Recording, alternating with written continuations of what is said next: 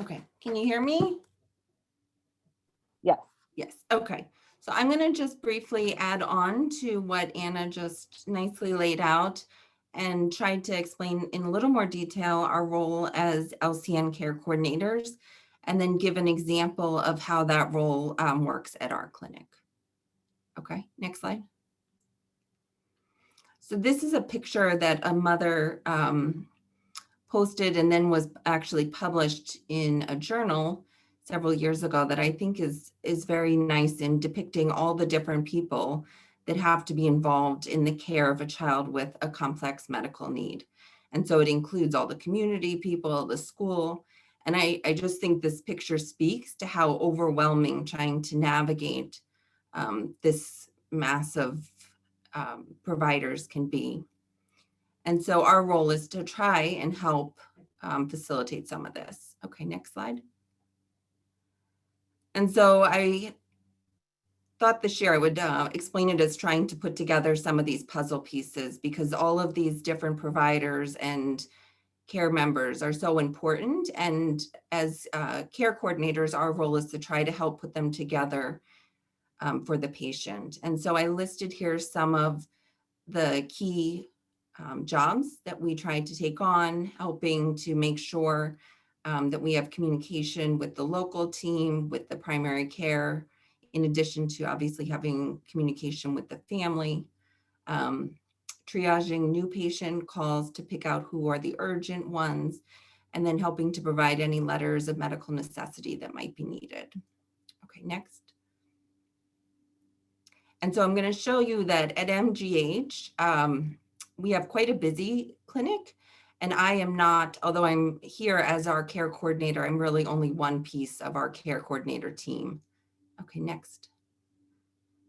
So this is a list of all of our team members. There are a few new team members that haven't made it on here yet. And so we have 2 new research coordinators that you'll see on the next slide. And then we also recently added a fellow who's not on here either, named Mandy. Okay, next slide. So to just give you an overall sense of our clinic, we have a full in-person clinic, and we're working out whether or not we'll also continue with a half-day virtual clinic following COVID. We see about 8 to 10 patients at least one of those clinic days. And I think an important fact is that almost all of our patients are enrolled in some research study.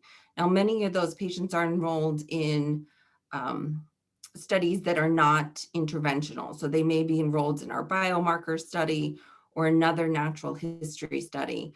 But it's important, and I think our philosophy has been that for rare diseases, for children to also be included in research, because we want to help advance this. And the fact that there's all these research labs and research paperwork that need to be filled out in addition to all of the clinical work really make it extra difficult to coordinate all of our kids and adults' care. Okay, next slide. And so these are really who I consider our care coordination team. So we have currently 2 clinic coordinators that work with us closely, Carrie and Renee, who's been with us for several years, and many of you may have met her. She's come to the in-person. And then these are 3 of our research coordinators, in addition to Daniel and Haley, who people have also met, but these are our 3 newest. So this is Stacy, Claudia, and Melissa. And so these 5, along with several other research coordinators, really do a lot of the care coordination and really get most of the credit here for doing all of this work. Okay, next slide. So oftentimes care coordination begins before we first see a patient, and then will extend to beyond that first appointment. And so we often will talk to families ahead of time. I'll often talk to them at least once if it's a new diagnosis.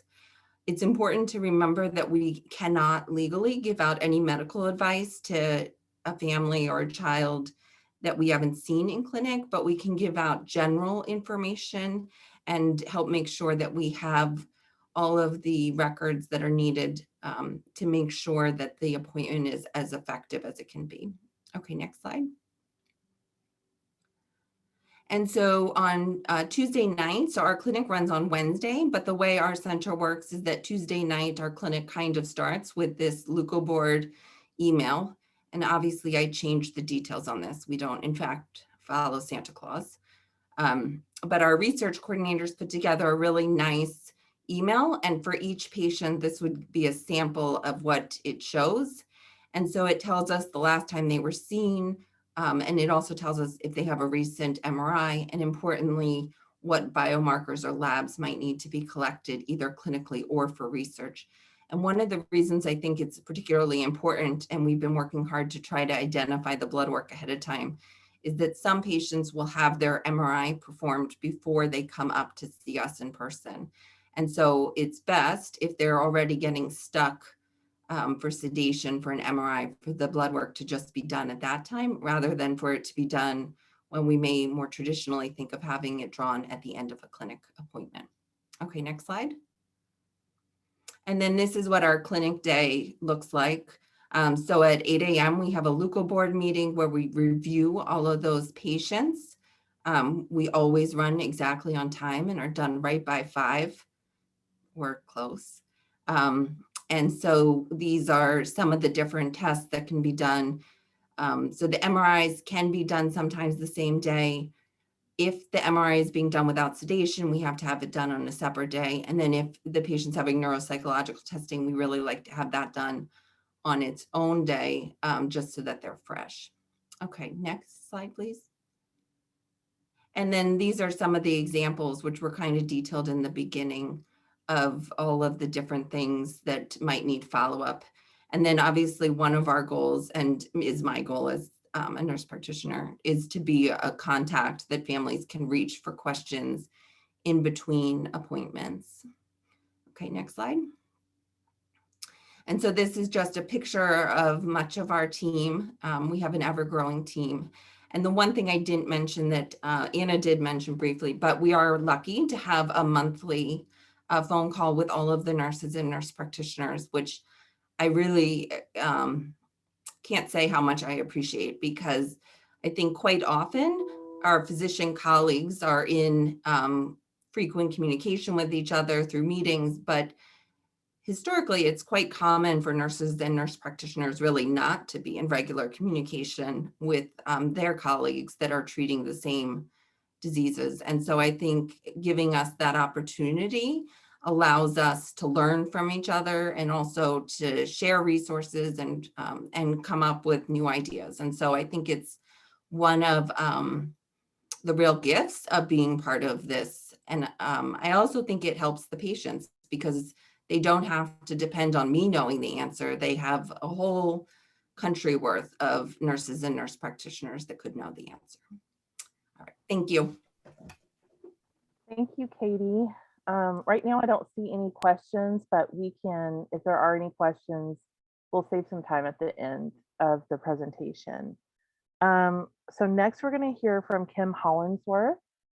She is the care coordinator and a nurse at Kennedy Krieger. So I'll turn it over to Kim.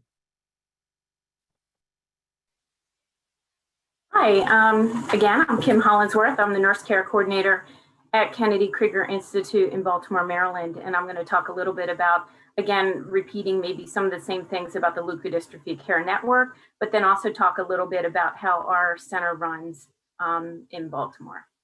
Next slide, please. So the Hunter's Hope Foundation, as Anna said, created the leukodystrophy care network to ensure that families across the country were provided with the best possible medical management available for those affected by leukodystrophy. This network includes medical providers, hospitals, leukodystrophy organizations, and affected families. The focus is to provide innovative therapies, treatment options, expert care, and information to families affected by these diseases across the country. Next slide, please.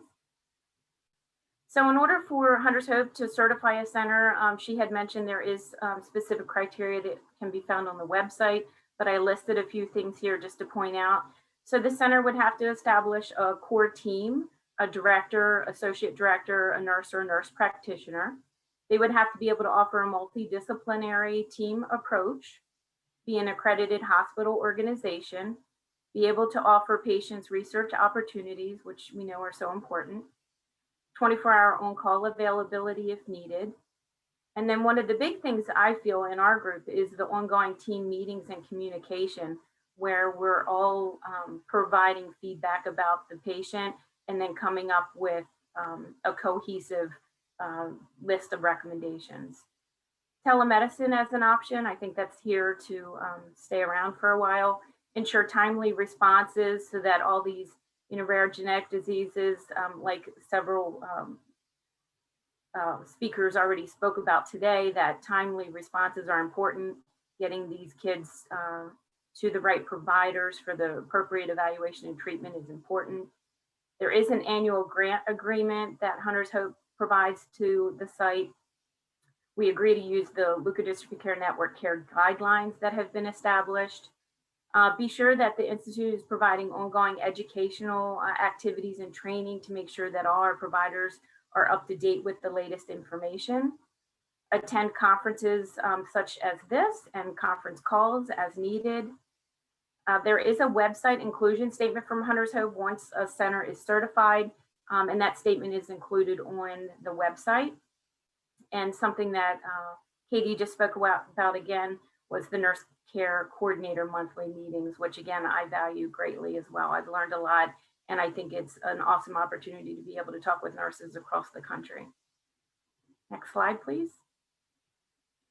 So Anna had went over this as well, but the top list there, just as a reminder, are the LCN certified centers, and below are the LCN candidate and affiliate centers. And as Anna said, growing all the time. So we're happy about that. Next slide, please. Repeat picture. I didn't realize other people were going to include it, but I think it's an impactful photo in that it shows that the Hunter's Hope, the Leukodystrophy Care Network group is a group of providers and families. And this was the one of the snapshots from the Hunter's Hope conference. Next slide, please. Again, I'm sorry, but a repeat photo. Again, just of some of the Leukodystrophy Care Network nurse care coordinators at one of the conferences. Next slide. So here's a photo of Kennedy Krieger Institute, and I'm just going to talk with you a little bit about how our clinic runs. It's located in Baltimore, Maryland. Next slide. So our center is dedicated to the visionary thinking and enduring legacy of the late Dr. Hugo W. Mosier. Dr. Mosier believed that innovative research and collaboration were the keys to enhancing clinical care, advancing patient outcomes, and improving worldwide the lives of individuals with leukodystrophies. Today, that commitment lives on through the MOJO Center for Leukodystrophies, and that's how it got its name. Next slide, please. So our clinic flow. Patients or families or providers contact us seeking assistance and information regarding leukodystrophies or a suspected leukodystrophy. Next, nursing contacts the patient.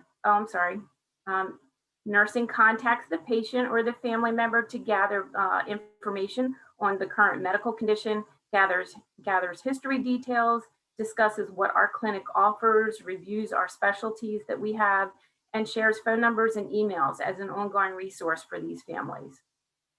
We then direct them to our intake line where they gather insurance details, demographics, they enter information into our EPIC program. Once our intake is complete, our clinic coordinator contacts the patient and family, again, continues to gather records, images, test results, and schedules the visit, whether it's telehealth, in person, or hybrid. Next slide, please. These are some of the commonly seen diagnoses. The top three or the top couple are more prevalent, but we see adrenomyeloneuropathy, adrenoleukodystrophy, leukoencephalopathy with brainstem and spinal cord involvement, and lactate elevation or LBSL, metachromatic leukodystrophy, hypomyelinating leukodystrophy, some Canavan, Krabbe, Alexander, and some undiagnosed leukodystrophies, as well as others. Next slide, please. So here is just, it's a busy slide, but to show you our team. As far as neurology goes, we have 3 neurologists who work with us, Dr. Ali Fatimi, Dr. Amina Smith-Fon, Dr. Gerald Raymond. Nursing includes myself, Kathleen King, and Erwin Tanner, who is our new nurse practitioner. Physical therapy and rehab kind of work hand in hand, and our team includes Jennifer Keller, Dr. Chris Joseph, Dr. Melissa Travato, Dr. Nancy Ye, Dr. William Ide. We are lucky to be able to offer genetic counseling with Julie Cohen, social work with Kylie Winstead. We do offer urodynamic testing for individuals who need that assistance, and that's with Dr. Christina Sadowski. We have endocrine, Dr. Hamaranian at Hopkins, and palliative care, Dr. Melanie Brown, and our clinical laboratory, of course, Ann Mosier, and additional staff who may not be listed, and our research coordinator, Jordan Goodman, and then certainly want to point out our clinic coordinator, Connor Murray, who really is the glue that keeps us all together. Next slide, please.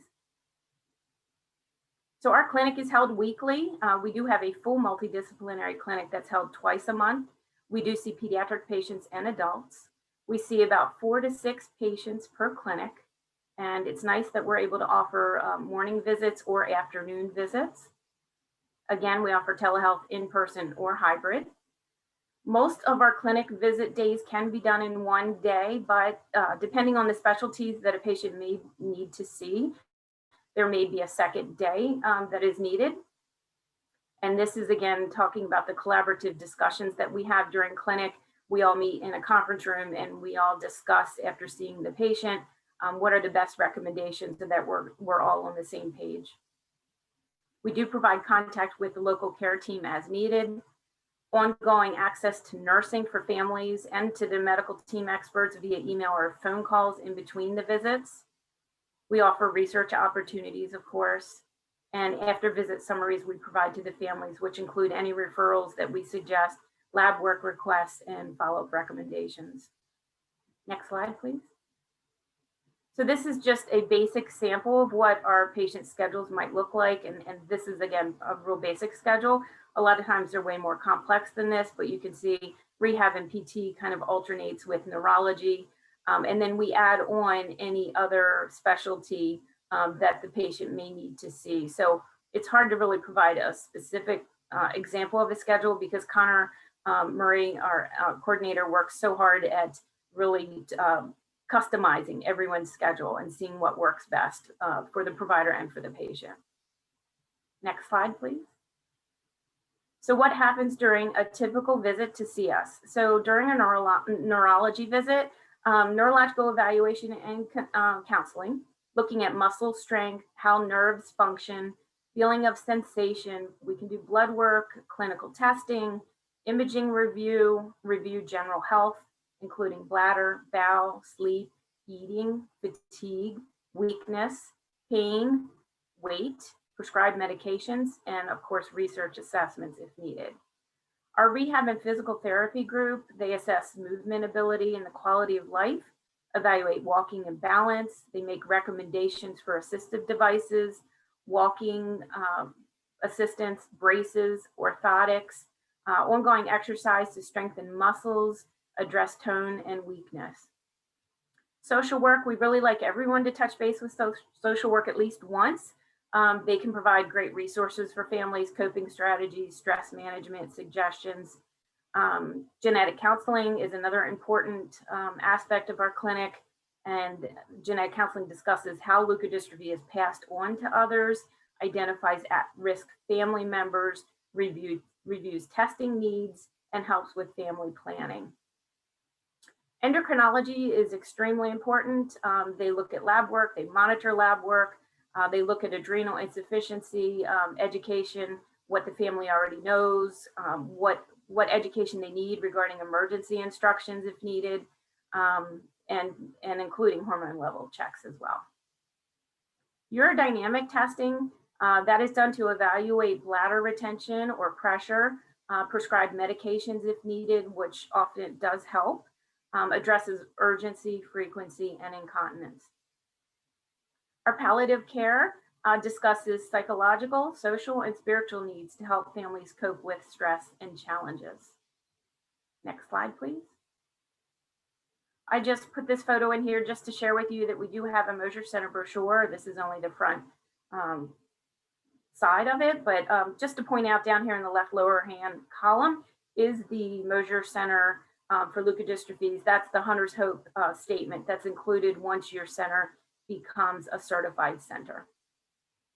Next slide, please. So to contact us at Kennedy Krieger, you can certainly use this website, leukodystrophy, or this email, I'm sorry, leukodystrophy@kennedykrieger.org. There's our telephone number that you can reach us pretty much anytime, Monday through Friday. And again, our address, 801 North Broadway, located in Baltimore, Maryland. And we do as well have a physician referral line if needed. Thank you. Thank you so much, Kim. Let's see, it looks like we might have a question. Oh, it's a compliment for you, Kim. Okay. Just someone saying, we love KKI and you, Miss Kim. Thank you for all you do. Jackson can't wait to see all of you in December. Oh, very nice. Very sweet. Thank From you. the Miller family. Thank you. Okay, so next we're going to hear from Rachel Hickey. She is a genetic counselor and the LCN care coordinator at Lurie's in Chicago. Yeah, thank you. And I will say, I think my internet connection is not great. So please let me know if I need to turn off my video. As Anna said, I am the care coordinator counselor here at the Leukodystrophy Center at Lurie Children's Hospital. I'll be talking about the CPGs today. Next slide. So CPG stands for Clinical Practice Guidelines. As a little bit of background, clinical practice guidelines are really important in the care of somebody with any disorder, especially for a rare disorder, because they can essentially establish a standard of care of what we need to be considering for these patients to make sure that we're taking care of every facet of their diagnosis. The goal of the CPG work groups within the LCN is really to establish and publish peer-reviewed standards of care to allow for all individuals with leukodystrophy to have access to the best and most appropriate care, ultimately improving both lifespan and quality of life. This is something that is really important and something that the LCN has been great at helping to establish. Historically, clinical practice guidelines have been exclusively published for common conditions where we know a lot about more common conditions like cystic fibrosis or breast cancer and have a better handle on how we are able to take care of those patients. In consideration of individuals with leukodystrophy, it's certainly a much rarer condition. In general, childhood leukodystrophy is around 1 in 7,663 live births. And the individual leukodystrophies are much rarer. This is in contrast to a more common genetic condition like cystic fibrosis, where the incidence is 1 in 2,500. So again, historically, we have really been lacking in clinical guidelines about how we need to be taking care of individuals with these rare conditions. However, today, with the increased attention within the leukodystrophy community and increased understanding of the natural history of these disorders, have allowed us to create more of these CPGs within our CPG work groups. And again, the LCN has been very helpful in helping to organize.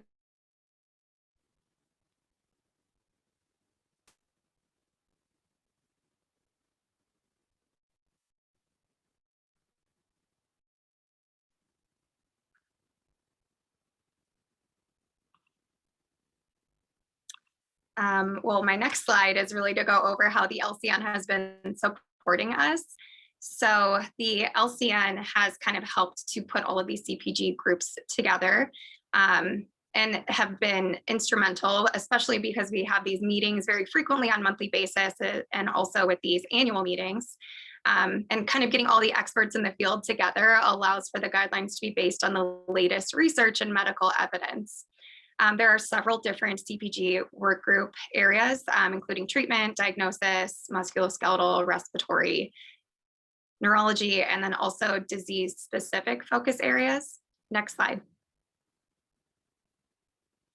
And all of these focus areas were really defined through the clinical issues survey, which is what the survey that over 300 participants and family members with individuals who have leukodystrophy participated in, which has really allowed us to define where are the areas that are lacking within leukodystrophy care and what do we need to be focusing on. And on the slide, there's kind of an example of what one of the questions in the clinical issues survey looked like. In addition to family involvement through the clinical issues survey, there's also a family advocate that's included as a member of each of the work groups, which allows us to ensure, that we are hitting the mark when we're making these clinical practice guidelines. Next slide. This is a kind of brief overview of what we are currently working on. And so you can see there's kind of many different areas of work that's currently being done. As Anna also said, the published ones are in the resource library at Hunter's Hope. But I think what is an important thing to remember is that these are ongoing processes. So once a work group is done with one project, there's always another project that we have to move on to. So it's an ever evolving process, and hopefully we'll get as many of these published as we possibly can to ensure that individuals who are standard of care, whether they live near a certified leukodystrophy center or if they're being cared for by their home team. Next slide. I'd be happy to take any questions. I know that was pretty brief, but more information can also be found on the website as well.